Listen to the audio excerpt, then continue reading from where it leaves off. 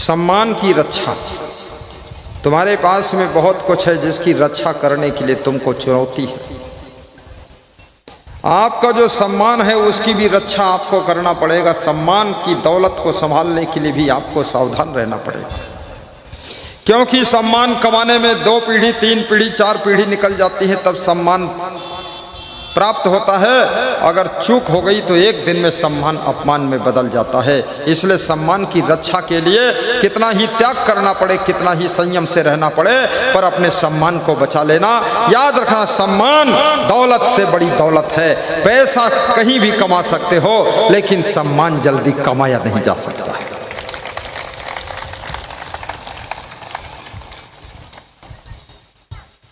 पति भी एक धन है, पति रूपी धन की भी रक्षा करो। तुम्हारे पास में सोना है, चांदी है, सब कुछ है, रुपया है, लेकिन याद रखना, अगर स्त्री का पति नहीं है, वो मर चुका है या कहीं भाग गया नाराज होकर। कितनी स्त्रियों ने ज्यादा नट बोल्ट टाइट कर दिया तो उनका पति भाग गया।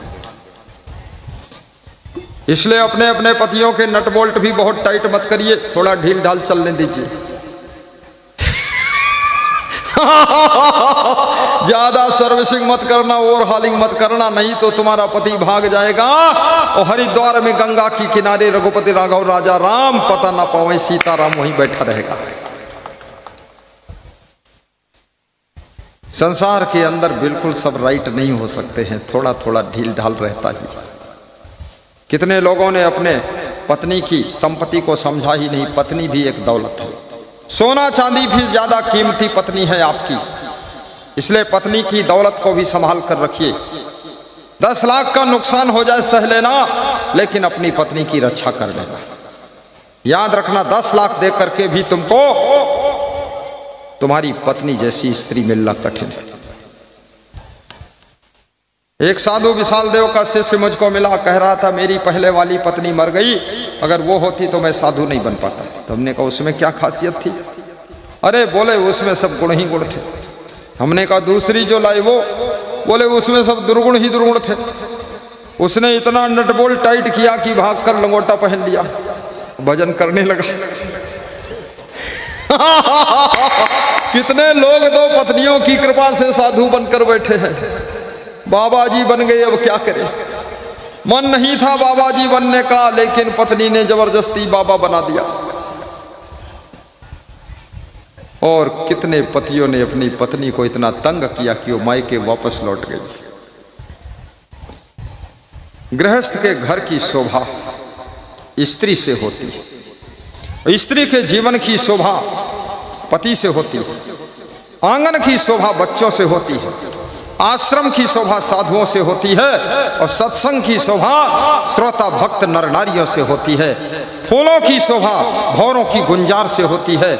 और याद रखना, जिस वाटिका में फूल नहीं हो वाटिका की शोभा बिगड़ जाती है, और जिन वाटिका के फूलों के बीच में भौरे गुंजार नहीं करते हैं, तितलियां नृत्य नहीं करती हैं, वो फूलों की फुलवारी भी सुशोभित नहीं होती है।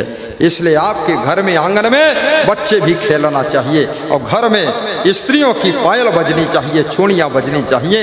ये गृहस्थ आश्रम की शोभा है। और संतों के जीवन में, गुरु के आश्रम में तो संतों की शोभा है। हमारे आश्रम में जब 50-60 संत घूमता है, कोई इधर कोई उधर कोई किधर कोई जिधर, और जब जानते हैं गुरुजी अंदर चले गए तो 2, 4, 10, 20 संत तो पेड़ों पर चढ़ के बैठता है। बस ये एक को ड्यूटी लगा देते, गेट पर देखे रहना गुरुजी उठे ना, और उठे तो बता देना, मैं कूद जाऊंगा। बंदर की तरह पेड़ों पर बैठते। हमने कहा ऊपर क्यों बैठे हो? बोले ऊपर ताजे ताजे पके पके डाल के आम तोड़ कर खा रहे हैं। ये तो आपके गुरु की कृपा है। मेरा गुरु बहुत बड़ा आम का बगीचा 2-3 एकड़ में लगा कर गया है। ट्रकों आम पैदा होता है। जब मैं वहाँ रहता हूँ सब संतों को छूट हो जाती है। सुबह कोई नाश्ता करता ही नहीं, केवल आम ही आम खाते हैं संत, और सबके चेहरे लाल लाल गोरे गोरे हो जाते 1 महीना। बहुत सुंदर आम होता है। जिनको आम खाना है मेरे आश्रम आइए, फ्री में आम खाइए।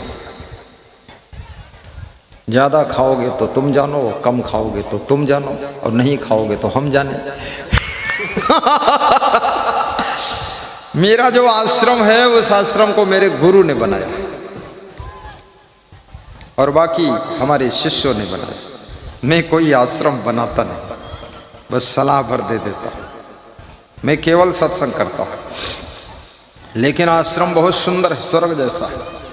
इस सभा के अंदर अगर कोई ऐसा व्यक्ति बैठा हो जो मेरे आश्रम जा चुका हो, जरा उठकर खड़ा हो, बताए।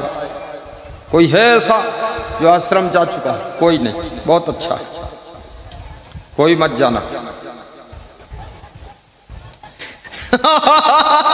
उधर वाले हंस रहे हैं कि बोलते कोई ना जाना, हम जाने की तैयारी कर रहे हैं। गए थे बिहुरे नहीं कुशल कहे को आओ। आश्रम तो सुंदर है, वहां कोई मत जाओ। आश्रम में नंबर 1, आश्रम में आने वालों को आश्रय मिलना चाहिए। यह आश्रम का पहला लक्षण है। जो आगंतुक आए हैं, अतिथि आए हैं, भक्त आए हैं, संत आए हैं, उनको आश्रय मिले।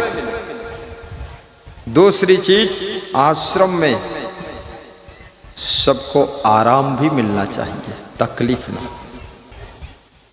तीसरी चीज, आश्रम में सबको आहार मिलना चाहिए, यानी भोजन जलपान। चौथी चीज, सबको आनंद भी आना चाहिए। आनंद नहीं आया तो आश्रम क्या होगा। और पांचवी चीज, आत्म शांति भी मिलना चाहिए। केवल होटल की तरह भोजन मिला और आत्म शांति नहीं मिली तो क्या मतलब। और छठी चीज, आश्रम में आत्मज्ञान भी मिलना चाहिए। और सातवीं चीज, आत्म कल्याण भी होना चाहिए। ये 7 चीजें आश्रम में अवश्य मिलनी चाहिए। इसलिए सभी संतों से निवेदन है, अपनी संपूर्ण बुद्धि आश्रम के विकास में लगाइए। आश्रमों को कबाड़ा मत बनाइए। संत महात्मा फ्री होते हैं, उनको बहुत मेहनत करना चाहिए आश्रम में। कितने संत महात्मा तो इतने आलसी होते हैं कि ऐसे पड़े रहते, लगता है 6 महीने के रोगी है। रोगी दोखी कोढ़ी। संत महात्मा को छलांग मार करके आश्रम की उन्नति के लिए मैनेजमेंट भी करना चाहिए। और आश्रम ऐसा बना दो, जब भक्त आए तो उसको लगे कि धरती के स्वर्ग पर आया। और आश्रम में प्रवचन सत्संग भी होना चाहिए। और आश्रम में पहचान हो ना हो, जो भक्त आ जाए सबको प्रेम से भोजन भाव मिलना चाहिए। ऐसा नहीं है कि अभिषेक शाह आ गए कुमाड़ी वाले तो भोजन मिल गया, लेकिन कोई अपरिचित आ गया तो उसको 2 धक्का मार दिया। नहीं नहीं, आज अभिषेक शाह तुम्हारा प्रेमी हुआ है तो वो भी बाबा के आशीर्वाद से हुआ है। कोई नया व्यक्ति आया है, बाबा उसको भी आशीर्वाद दे, प्रेम दे, तो वो भी बाबा का भक्त बन जाएगा। सब भक्त बनेंगे। धन्य है बिहार की धरती।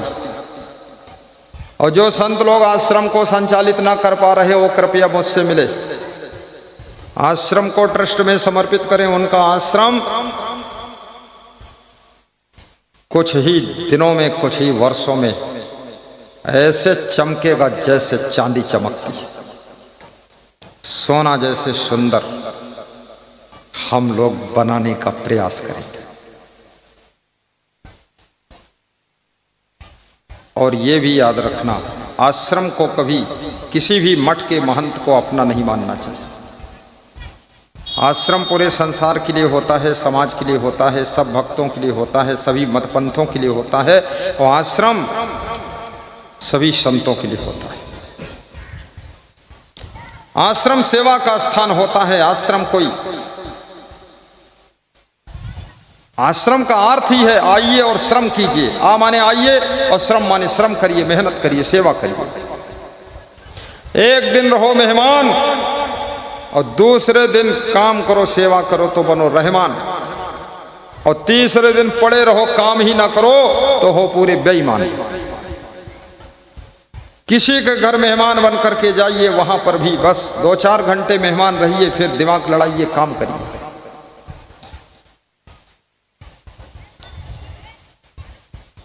नर हो न निराश करो मन को, कुछ काम करो, कुछ काम करो। जग में रह कर कुछ नाम करो, नर हो न निराश करो मन को। मैं आपसे भी कहूँगा, घर भी सुंदर बनाना, सड़क से थोड़ा जगह छोड़ कर बनाना। सड़क पर दीवार मत खड़ी करना, सड़क से कम 10 फीट छोड़ दीजिए, 20 फीट छोड़ दीजिए। आकाश में 10 मंजिल ऊंचा बना लीजिए। जो लोग सड़क पर बाउंड्री बना देते हैं उनका विकास रुक जाता है, उनको बद्दुआएं लग जाती हैं राहगीरों की। इसलिए सड़क पर कभी बाउंड्री मत बनाना। सड़क इतनी चौड़ी छोड़िए 3 गाड़ी एक साथ क्रॉस हो सके।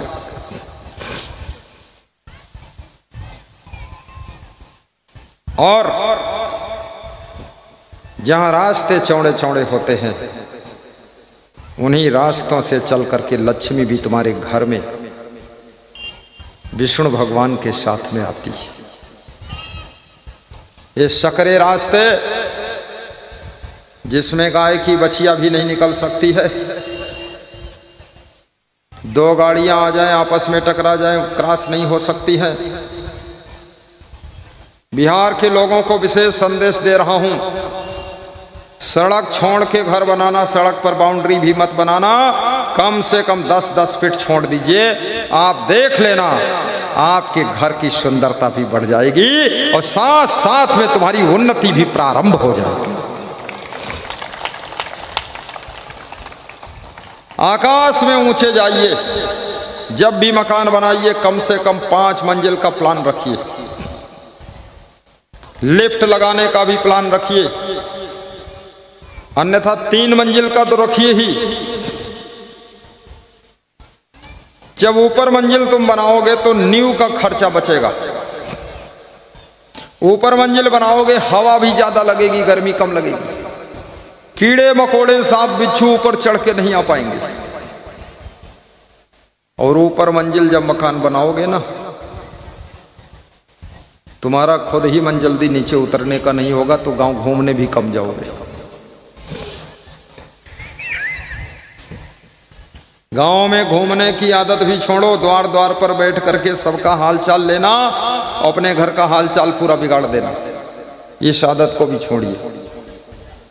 अपना हालचाल सुधारिए पहले। किसी के घर पे रोज रोज बैठ करके चाय पीने की आदत भी छोड़िए। कोई प्रेम से बुलाए तो कभी चाय पी लीजिए, अन्यथा उसके यहाँ जाइए तो भी चाय बना कर दीजिए कि नहीं अभी हम चाय पी कर आए, हमको नहीं पीना। किसी के ऊपर भार मत बनो। जहां रहो वहां फूलों का हार बनकर रहो। जो फूलों का हार बनकर रहता है उसका भविष्य और भाग्य होनहार हो जाता है, और जो दूसरों के पर भार बनकर के जिंदगी जीता है वो जिंदगी से भी हार जाता है, जिंदगी से हार जाता है।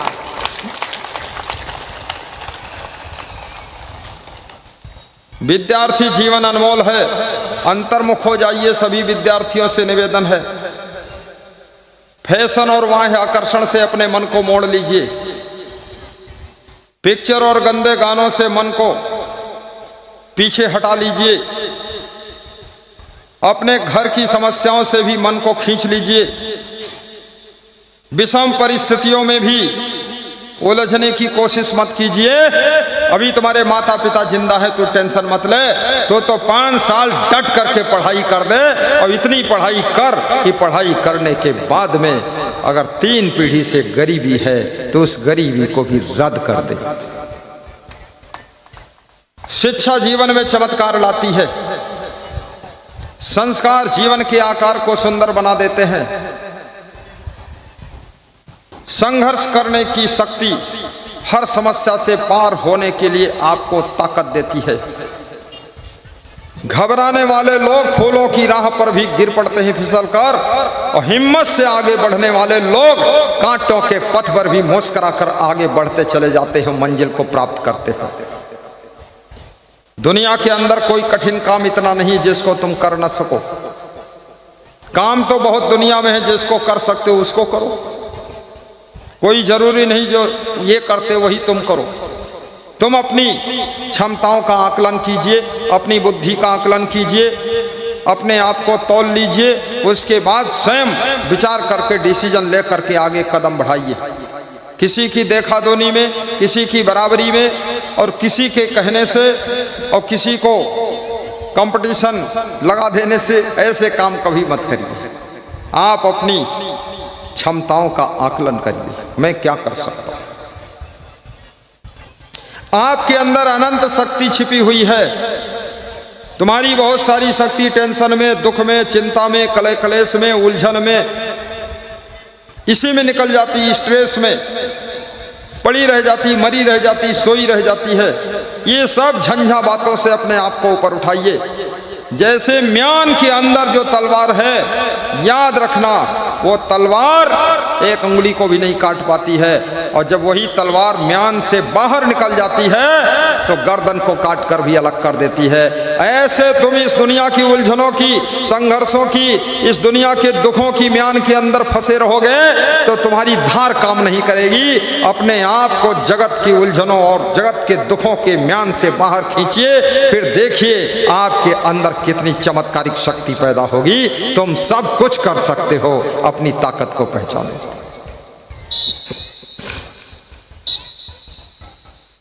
दूसरी बात याद रखना, अपने से बड़ों का आदर भी करना। बूढ़ों को कभी सताना मत, बच्चों को क्षमा करना, महिलाओं को माफ करना,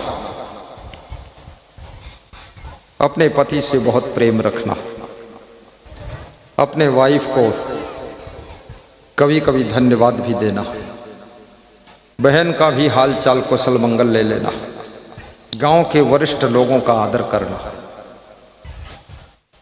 रिश्तों को भी मधुर बनाकर रखना, किसी स्वार्थ के लिए रिश्तों को नष्ट मत करना, थोड़ा नुकसान सह लेना लेकिन रिश्तों को बचा लेना, परस्पर प्रेम की गंगा बहाना, हिम्मत, हिकमत, मेहनत, खिदमत से काम करना, समय का सदुपयोग करना, टाइम पास करने की आदत को छोड़ देना। जीवन बहुत थोड़ा है। माँ के गर्भ में 9 महीने गुजर गए, बचपन के 5 साल व्यर्थ में चले गए खेल कूद में, 10 साल तक बोध नहीं हो पाया, 12 साल तक इधर उधर घूमते रहे, 14 साल में पहुंचे तो वासना झकझोरने लगी, 18 साल में मन दीवाना हो गया, लैला मजनू बन गए, 25 साल में पहुंचे तो गुस्सा बहुत आने लगी, 30 साल के हो गए बीमारियों ने पकड़ दिया, 40 साल के हो गए बुढ़ापे का अनुभव होने लगा, 50 साल के हुए हिम्मत हार गए, 60 साल के हुए भयंकर बीमार हो गए, और 70 साल में मर गए। दुनिया में आए थे, बहुत कुछ कर गए, लेकिन पता चला वे तो जल्दी ही मर गए। ये कैसी जिंदगी जी रहे हो? क्या कहें अहबाब, क्या कार्य नुमाया कर गए, बीए किया, नौकर हुए, पेंशन मिली और मर गए। जीवन में कुछ परोपकार भी कीजिए। स्वार्थ के लिए तो पशु पक्षी भी जीवन जीते हैं, अपना पेट भरने के लिए तो कीड़े मकोड़े भी भर लेते हैं। जो दूसरों के कल्याण के लिए कोई कदम उठाता है उसी का नाम इंसान है। जो इंसान को दुख के गड्ढे में ढकेलने का काम करता है उसी का नाम शैतान है। और जो सबके लिए अपनी जिंदगी जीने की कोशिश करता है वही तो इंसान के रूप में छिपा हुआ भगवान है। और दूसरों को खिलाकर जो खाता है वही तो महान है। और दूसरों के हिस्सा का भी चुरा कर खा ले वही तो बेईमान है। और किसी के काम जो आए उसे इंसान कहते हैं, पराया दर्द अपनाए उसे भगवान कहते हैं, उसे भगवान कहते हैं।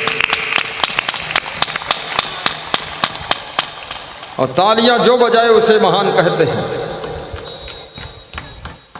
तालियां जो बजाए उसे महान कहते हैं, और सब तालियां बजाए फिर भी चुप बैठा रहे उसे बेईमान कहते हैं। ताली बजाओ। ताली बजाने से कमर दर्द भी कम हो जाती, सुस्ती उदासी भी कम हो जाती, और ताली बजाने से हार्ट अटैक की बीमारी भी कंट्रोल होती है। ताली बजाने से शुगर भी कंट्रोल होती, ताली बजाने से नींद भी अच्छी आती है। सुबह शाम घर में भी ताली बजाया करो। अकेले बजाओगे तो कुछ नहीं होगा फायदा, साथ में पत्नी भी बजाए। पड़ोसी कहेंगे दोनों पागल हो गए, असंगदेव ने पागल बना दिया। उनको बता दो अगले सत्संग में तुम भी चलना, तुमको भी पागल बना देंगे। इन्हीं बिगड़े दिमागों में भरे अमृत के लच्छे हैं। हमें पागल ही रहने दो, हम पागल ही अच्छे हैं। स्वामी रामतीर्थ से किसी ने कहा तुम पागल जैसे लगते हो, दिमाग बिगड़ा हुआ है क्या? तो स्वामी रामतीर्थ ने ये दोहा कहा था, मेरे इन्हीं बिगड़े दिमागों में भरे अमृत के लच्छे हैं, और मुझे पागल ही रहने दो, हम पागल ही अच्छे हैं, पागल ही अच्छे हैं। कौन है पागल, कौन है महापागल?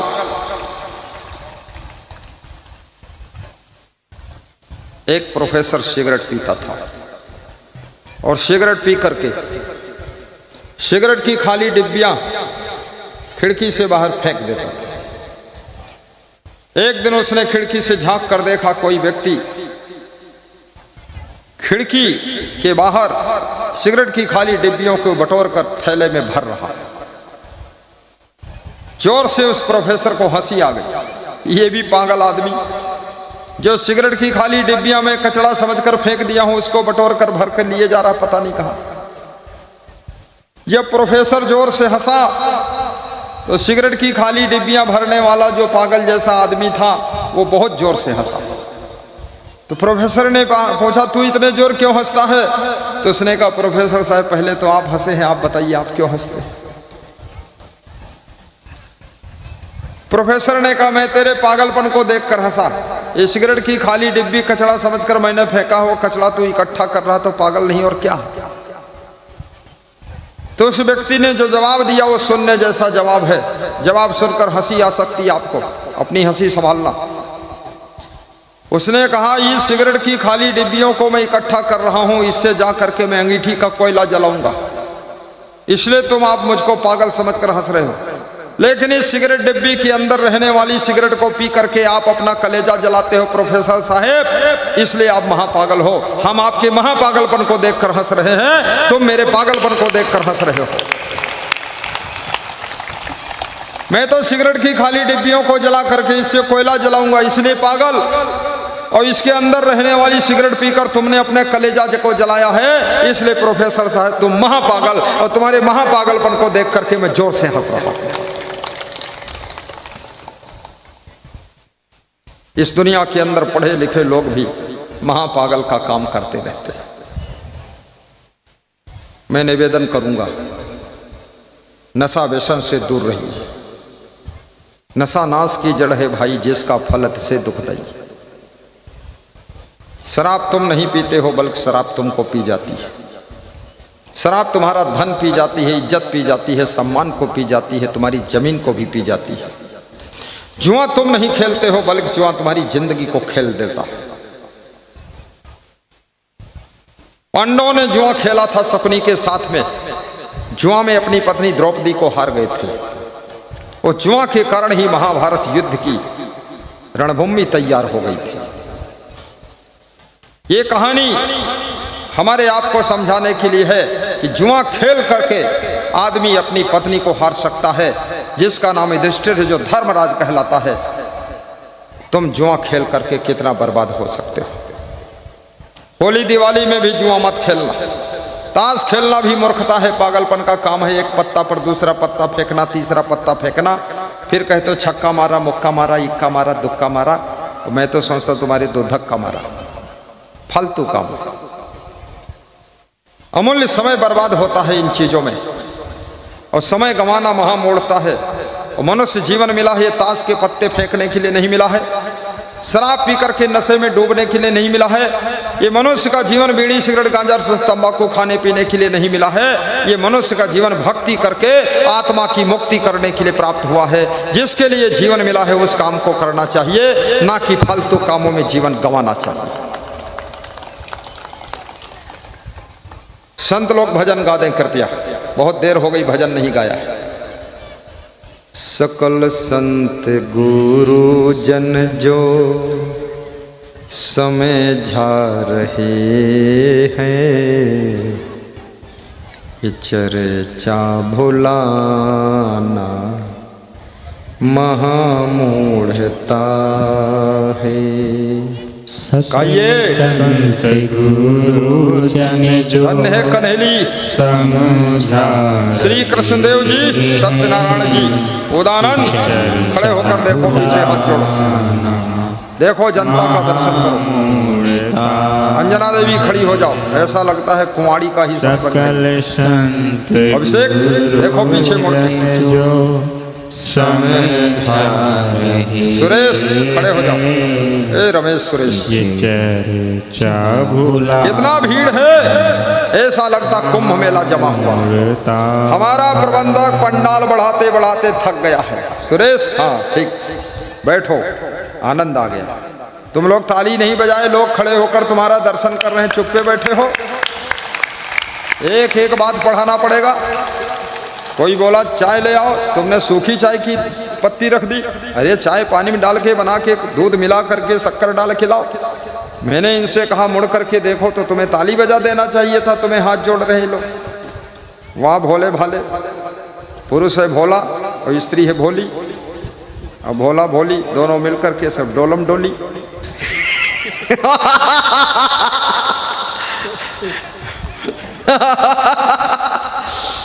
सबको आनंद आ रहा है, बोलो महिलाओं, अच्छा लग रहा? हाँ है, जोर से बोल, अच्छा लग रहा है। अगली बार फिर बुलाओगे कि नहीं बुलाओगे? हाँ बुलाओगे? जिंदगी में दोबारा नहीं बुलाओगे? बुलाएंगे? अरे महिलाएं कह रही इस बार आ गए तो छोड़ दिया, अगली बार आओगे अच्छी पिटाई करेंगे आपकी। क्या बोल रही हो, बुलाओगी कि नहीं बुलाओगी? हाँ, जो लोग चाहते हैं 2-3 साल बाद गुरुजी फिर आना, वे लोग दोनों हाथ ऊपर को मत उठाना। उल्टा उठा दिया तुमने, अब कैसे आऊंगा मैं? आप सबका प्रेम देख करके मेरा तो आने का मन है, लेकिन हाथ तो उल्टा उठ गया। फिर से एक बात, जिनके मन में इच्छा है, गुरुदेव हमारे कंधेली श्री कृष्णनगर में खावदह में बार बार आना, वे लोग हाथ ऊपर को जोर से उठा देना और ताली बजा देना। वाह वाह, जय हो, आनंद आ गया। आइए गाइए। बड़े भाग्य से मानो जीवन मिला है, निरर्थक बिता महामूढ़ता है। बड़े भाग्य से मानो जीवन मिला है, निरर्थक बिताना महामूढ़ता है।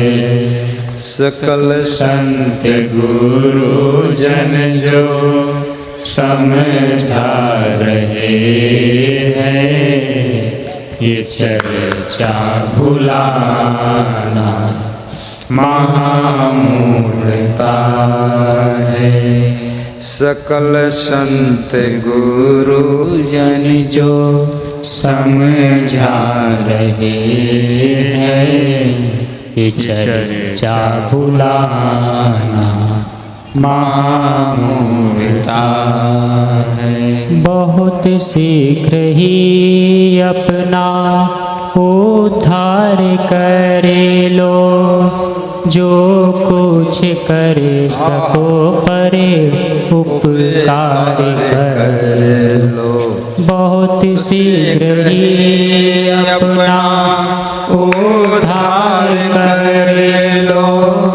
जो कुछ कर सको पर उपकार कर लो। अज्ञान की सीमा पार कर लो। देरी लगाना महामूढ़ता है। सकल संत गुरु जन जो समझा रहे हैं, चर्चा भुलाना महामूढ़। गाइए बोध नारायण। सकल संत मनोज मंडल जन एक जो दान कर दो कमंडल। समझा रहे हैं, चर्चा भुलाना महामूढ़ता है। समझ लो ये परिवार कब तक रहेगा, किसी का सुख दे प्यार कब तक रहेगा। समझ लो ये परिवार कब तक रहेगा, किसी का सुख दे प्यार कब तक रहेगा। जो माना है अधिकार वो कब तक रहेगा। जो माना है अधिकार वो कब तक रहेगा।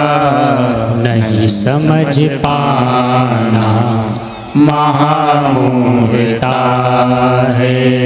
सकल संत गुरु जन जो समझा रहे हैं, चर्चा भुलाना महामूढ़ता है।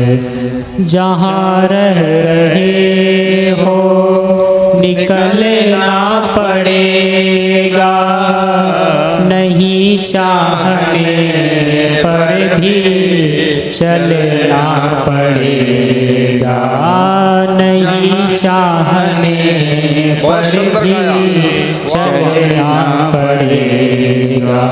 जिसे त्याग करे हाथ मलना पड़ेगा। जिसे खो करे हाथ मलना पड़ेगा। वहाँ मन फसाना महामूढ़ता है। सकल संत गुरु जन जो समझा रहे हैं, चर्चा भुलाना महामूढ़ता है। सदा शांति रहती है समता के पीछे, समता न आती विषमता के पीछे। हाँ समता न आती विषमता के पीछे। विषमता रहा करती ममता के पीछे। ममता बढ़ाना महामूढ़ता है। सकल संत गुरु जन जो समझा रहे हैं, चर्चा भुलाना महामूढ़ता है। महामूढ़ता है। बोलिए सद्गुरु भगवान की जय।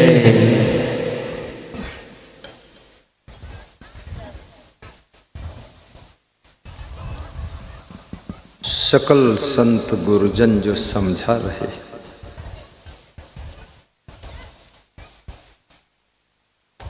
समझाने वाले तुम्हारे बहुत बड़े हित चिंतक होते। समझाने के नाम पर या तो आपके माता पिता तुमको समझाते हैं, ऐसा करो वैसा करो, ऐसा मत करो वैसा मत करो, या तो तुम्हारी बहन तुमको समझाती है, या कि तुम्हारा भाई तुमको समझाता है, और या कि तुम्हारी पत्नी भी तुमको समझाती है, जैसे मंदोदरी ने रावण को समझाया था।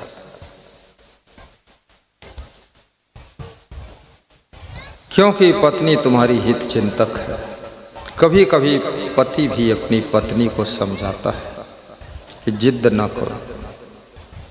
शिव जी ने सती जी को समझाया था कि इस समय मायके मत जाइए, तुम्हारे पिता दक्ष प्रजापति मुझसे नाराज हैं, इसलिए तुमको भी आमंत्रित नहीं किया। लेकिन सती जी नहीं समझी और जिद करके चली गई। जब शिव जी का अपमान देखा मायके में, सती जी से सहा न गया, यज्ञ कुंड में कूद गई और जल करके मर गई। शिव दूतों ने यज्ञ मंडप को उजाड़ दिया। शिव जी को सूचना मिली कि मेरी धर्म पत्नी सती जी यज्ञ कुंड की अग्नि में जलकर मर चुकी।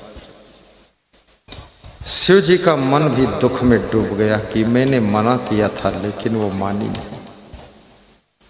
शिव जी ने शिव गणों को भेजा और कहा कि जितना वहां पिटाई कर सको जाओ, ध्वस्त कर दो।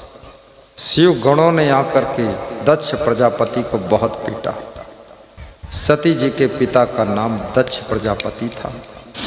शिव जी के ससुर थे, उनकी बहुत पिटाई हुई। और जितने देवी देवता आए थे, शंकर जी का क्रोध जो वहां मिल गए उनकी भी पिटाई हुई और यज्ञ को उजाड़ दिया गया। सती जी की जिद के कारण सारा तूफान खड़ा हो गया। इसलिए कभी तुम्हारा पति रोकता है तो रुक जाना, कभी पत्नी समझाती है। मंदोदरी ने रावण से कहा था सीता जी को वापस दे दो, अन्यथा ये सोने की लंका राख हो जाएगी। रावण नहीं समझा, नहीं माना। आखिर वही अंजाम हुआ जो होना था। तुम्हें समझाने का काम वही करता है जो तुम्हारी चिंता करता है। तुम्हारे दुख सुख हानि लाभ, तुम्हारे जीवन की जिसको फिक्र है वही तुमको समझाता है। समझाने से ऊपर एक फार्मूला और है जिसको डांटना कहते हैं। कभी कभी आपकी पत्नी आपको डांटती है तो समझ लेना आप ज़्यादा खतरे में जा रहे हैं, इसलिए वो डांट रही है। मजबूर होकर उसको डांटना पड़ रहा। कभी कभी आपके माता पिता आपको डांटते हैं, कभी कभी बहन भी डांटती है, और कभी कभी भाई डांट देता है, ये गलत मत करो। लेकिन याद रखना, डांटने से ऊपर भी एक पॉइंट और है, वो है थोड़ा थोड़ा मारना, पीटना, थप्पड़ मारना। कभी तुम्हारे माता पिता तुमको थप्पड़ मार देते हैं,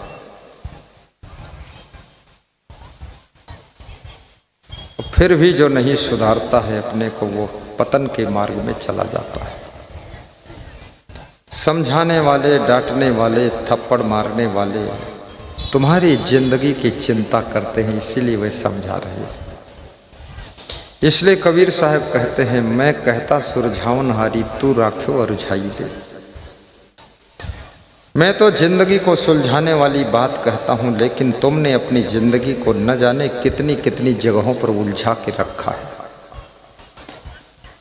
आपने अपनी जिंदगी को नशा में उलझाया है, माया मोह में उलझाया है, काम क्रोध में उलझाया है, आलस्य में भी जिंदगी को उलझाया है। ये जिंदगी को सुलझाइए।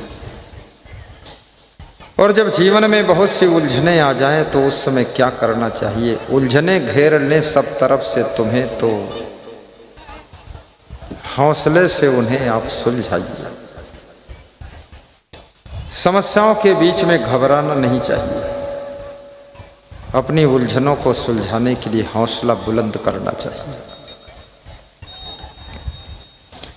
उलझने घेर ले सब तरफ से तुम्हें।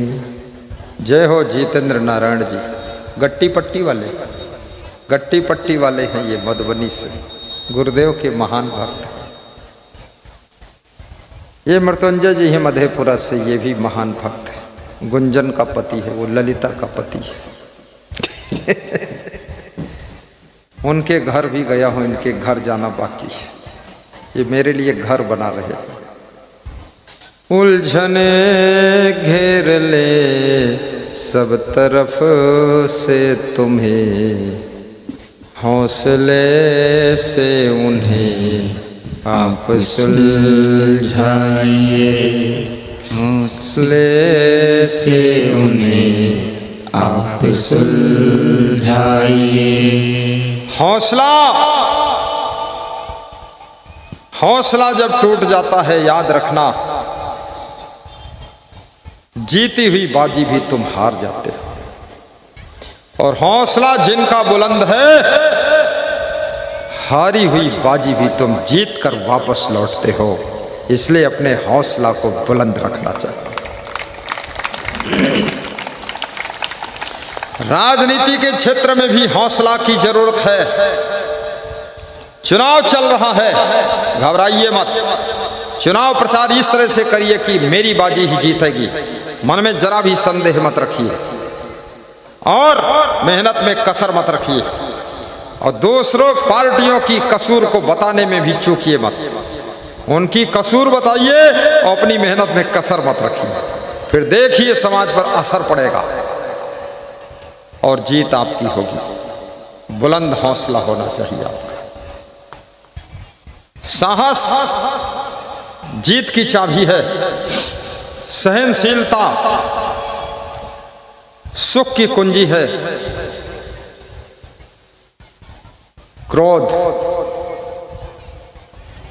गरीबी का साधन है। जब अधिक गुस्सा आने लगे तो याद रखना आप तुम्हारे घर में गरीबी आने वाली है।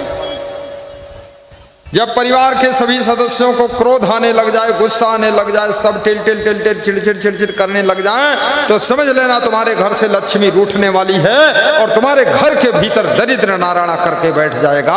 अब तुम गरीबी भोगना पड़ेगा। इसलिए गुस्सा को दूर कीजिए ताकि आपके घर में दरिद्र नारायण ना आए और लक्ष्मी जी आपकी सेवा के लिए खड़ी रहे। तुम 1000 बार गुस्सा कर लो, क्रोध कर लो, लेकिन पति इससे ज्यादा सुधर नहीं सकता, पत्नी अभी इससे ज्यादा बदल नहीं सकती है, और बेटा इससे ज्यादा टॉप नहीं कर सकता है, और माँ बाप इससे ज्यादा अच्छे नहीं हो सकते हैं। इसलिए याद रखना, अब जैसे हैं तैसे हैं, उसी में संतोष कीजिए और मुस्कुरा कर सबको धन्यवाद दीजिए और प्रेम की गंगा बहा दीजिए। जो नहीं मिला है वो भी आपको प्राप्त होने लग जाएगा। दुकान भी हंसते हंसते चलाइए। टेंशन लेकर के दुकान पर मत बैठिए। दुकान को सुंदर सजावट भी कीजिए, ग्राहकों से मधुर बात भी कीजिए। कम से कम 1000 ग्राहकों के नाम भी याद कीजिए। 1000 ग्राहकों के घर का हाल चाल भी महीने में कम से कम डेली 50 फोन लगा दीजिए। 1000 ग्राहक अगर पकड़ लोगे तो 1000 ग्राहक 10,000 ग्राहकों को लेकर के आ जाएगा। और ग्राहक को 5 रुपये का चाय पिलाइए और 5000 का सामान बेचिए। बुद्धिमान बनिए। मैं दुकानदारी कर चुका हूँ, I am businessman, I am politician, मैं बहुत बड़ा नेता भी बन चुका हूँ। कब? पिछले जन्म में बना, इस जन्म में नहीं।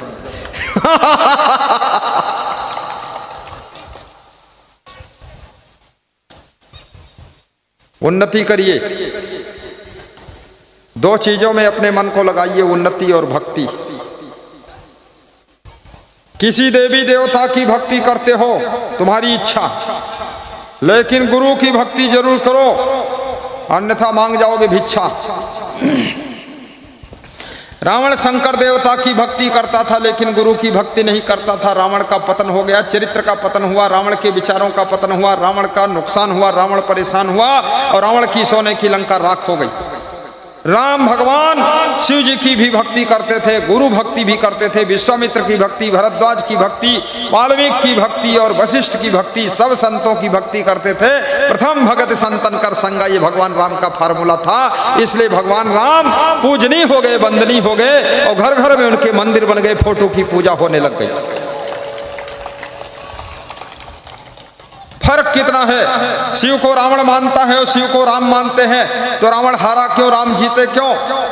राम भगवान क्यों बने, रावण राक्षस क्यों बना? क्योंकि चरित्र को सुधारने वाला क्यों गुरु होता है। ये देवी देवता तुम्हारे चरित्र को नहीं सुधारते हैं, तुम्हारे जीवन को बदलने वाला गुरु होता है, ज्ञान देने वाला गुरु होता है, जिंदगी की राह बताने वाला गुरु होता है। इसलिए गुरु भक्ति के बिना ना तो मुक्ति हो सकती, ना सुधार उद्धार हो सकता है। तो देवी देवता को मानते हो अलग बात है, लेकिन गुरु की भक्ति करो तभी तुम्हारा कल्याण होगा। बोलिए सदगुरु भगवान की जय।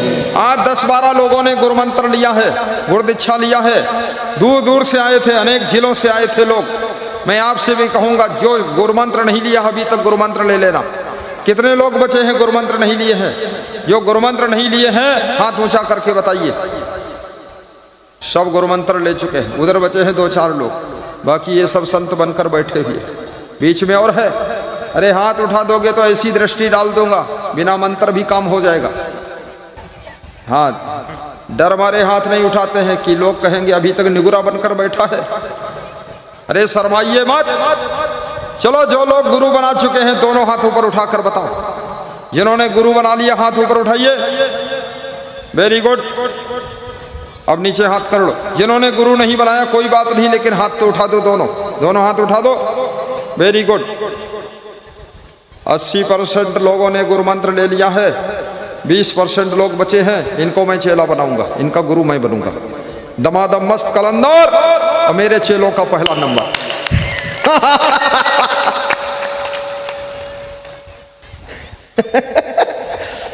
सब मेरा ही चेला है, मैं सबका गुरु हूं। परमहंस महर्षि में ही जी महाराज के भी शिष्य सब हमारे ही शिष्य हैं। हमारे वो भी गुरु हैं, कबीर साहब गुरु हैं, आदि गुरु हैं, जगत गुरु हैं, पूज्य श्री धर्म स्वरूप साहब गुरु हैं। तुम भी सब भक्ति एक में गंगा बहा देना है।